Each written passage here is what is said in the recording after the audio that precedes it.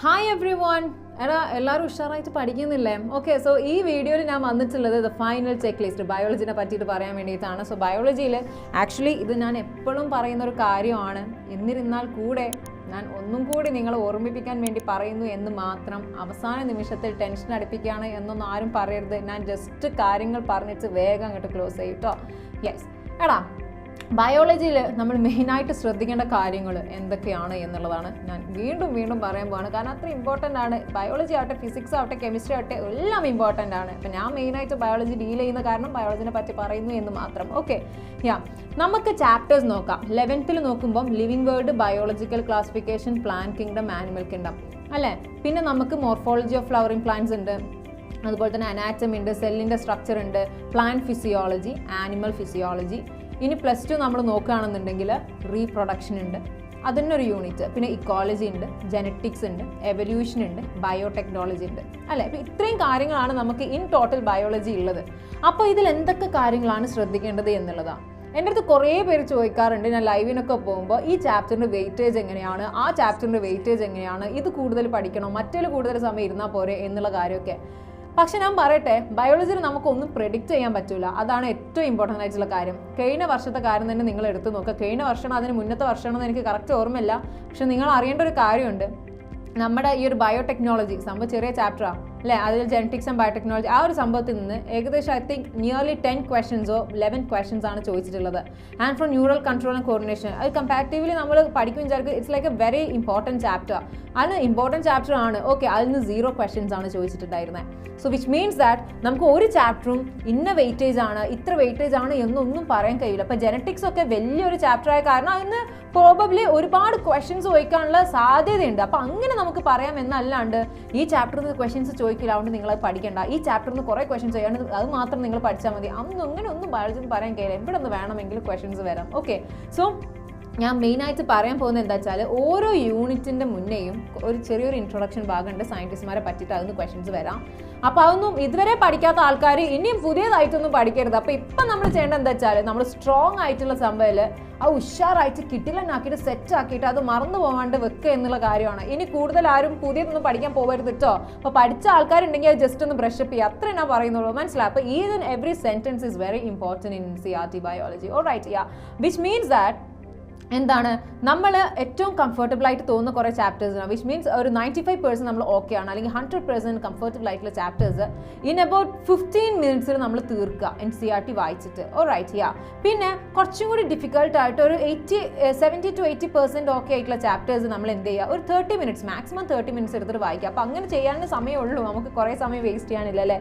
മനസ്സിലായി? അപ്പോൾ അങ്ങനെ പഠിച്ചിട്ട് പോവുക. ഫിഗേഴ്സ് ആർ വെരി ഇമ്പോർട്ടൻറ്റ്, അത് ആരും മറക്കരുത് കേട്ടോ. പിന്നെ ബോൾഡ് ലെറ്റേഴ്സിലൊക്കെ കൊടുത്ത കാര്യങ്ങളുണ്ട്, അതൊക്കെ വെരി ഇമ്പോർട്ടൻ്റ് ആണ്.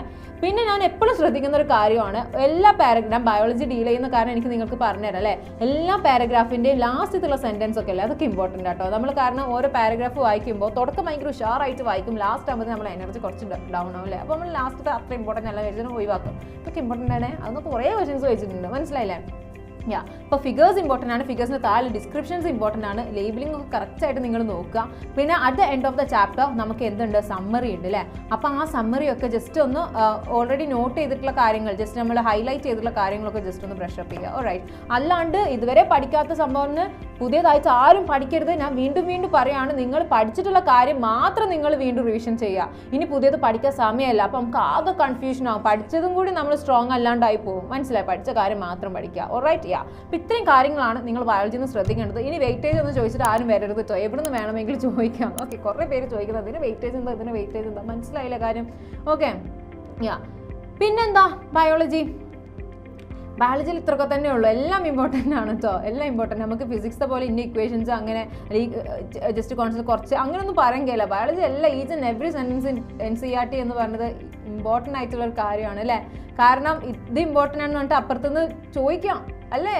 അത് ചോദിച്ചിട്ട് പിന്നെ അയ്യോ ഇതൊന്നും പറഞ്ഞിട്ടുണ്ടായിരുന്നില്ലല്ലോ എന്നൊന്നും പണ്ട് കാര്യമില്ല. സോ NCERT അവിടുന്ന് ഇവിടുന്ന് അടിച്ച് കുടിക്കുക, അത്രേ ഉള്ളൂ. പിന്നെ കൂടുതൽ എക്സ്ട്രാസ് ഒന്നും പഠിച്ചിട്ട് പോകരുത് കേട്ടോ. സ്ട്രിക്ട്ലി NCERT ബേസ്ഡ് ആയിരിക്കും. മനസ്സിലായി? ഇനി വേണമെന്ന് എനിക്ക് 1-2 കഴിഞ്ഞൊക്കെ ഫുൾ NCERT മാത്രമാണ് ചോദിച്ചിട്ടുണ്ടായിരുന്നത്. ഓക്കെ, പുറത്തുനിന്ന് ഒരു ക്വസ്റ്റ്യൻ പോലും ഉണ്ടായിരുന്നില്ല. സോ അതൊക്കെ നിങ്ങൾ ശ്രദ്ധിക്കുക. വെറുതെ ഈ സമയം ഇരുന്നിട്ട് കുറേ എക്സ്ട്രാസ് ഒന്നും പഠിച്ചിട്ട് സമയം കളയും. നമ്മൾ സ്ട്രോങ് ആയിട്ടുള്ള കാര്യങ്ങളിൽ സ്ട്രോങ് ആവുക, കൂടുതൽ സ്ട്രോങ് ആവുക, അത്രേ ഉള്ളൂ കേട്ടോ.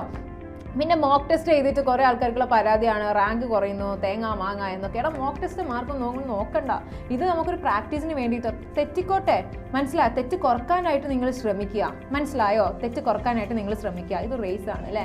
അപ്പോൾ തെറ്റ് കുറക്കാനായിട്ട് നിങ്ങൾ ശ്രമിക്കണം, അതാണ് ഏറ്റവും ഇമ്പോർട്ടൻറ്റ്. അപ്പോൾ എവിടെയാണ് തെറ്റ് വന്നത് അത് നിങ്ങൾ മനസ്സിലാക്കുക, അവസാനം വരെ പോരാടുക, മാക്സിമം നമുക്കുള്ള ആ ഒരു പൊട്ടൻഷ്യൽ മാക്സിമം നമ്മൾ എടുക്കുക, അത്രയേ ഉള്ളൂ. അപ്പോൾ അത്രയും എഫേർട്ട് എടുത്തിട്ട് പഠിക്കുക, അവസാനം നിങ്ങൾ എന്ത് ചെയ്യുക, പോയി എക്സാം എഴുതുക, എന്താ വെച്ചാൽ ആവട്ടെ. ആ ഒരു മൈൻഡ് സെറ്റിൽ കുറേ പേരുണ്ട് നമ്മൾ അവസാനം വരെ ഉഷാറായിട്ട് കൊണ്ടുപോകും. എക്സാം തലേ ദിവസം അതിന് ജസ്റ്റ് ബിഫോർ മനസ്സിലായില്ലേ, ഒന്നെങ്കിൽ തലേസ അല്ലെങ്കിൽ ആ തലീസിൻ്റെ തലേസ, അങ്ങനെ അവർ വെറുതെ എന്താണ് ടെൻഷൻ അടിച്ചിട്ട് ഓവറാക്കും. കാര്യമില്ല, അവസാനം കൊണ്ടുപോയിട്ട് കലം ഉടക്കുക എന്ന് പറയുന്ന ഒരു അവസ്ഥയാണ്. നമ്മൾ ഇതുവരെ ചെയ്തൊക്കെ വെറുതെ ആവും. സോ ടെൻഷൻ അടിച്ചിട്ട് ഒന്നും ചെയ്യരുത്, മനസ്സിലായില്ലേ?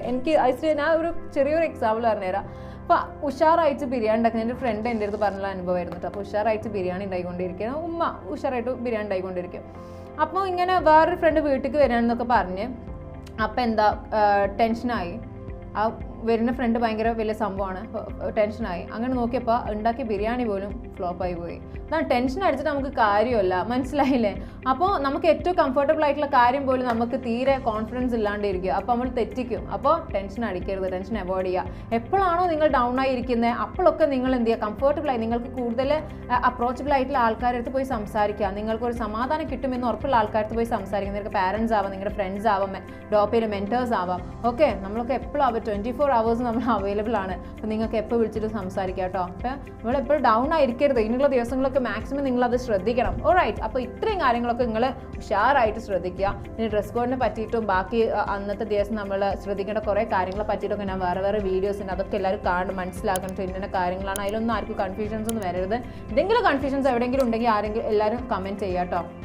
ഓക്കെ, മനസ്സിലായി? So that's all. അപ്പോൾ ഇത്രയും കാര്യങ്ങൾ എല്ലാവരും ഉഷാറാക്കിയിട്ട് ചെയ്യുക. ഓക്കെ, അത്രേ പറയാനുള്ളൂ, മനസ്സിലായില്ലേ? So all the best. എല്ലാവരും ഫുൾ എനർജിയിൽ ഇരുന്നിട്ട് പഠിക്കുക. Okay, that's it.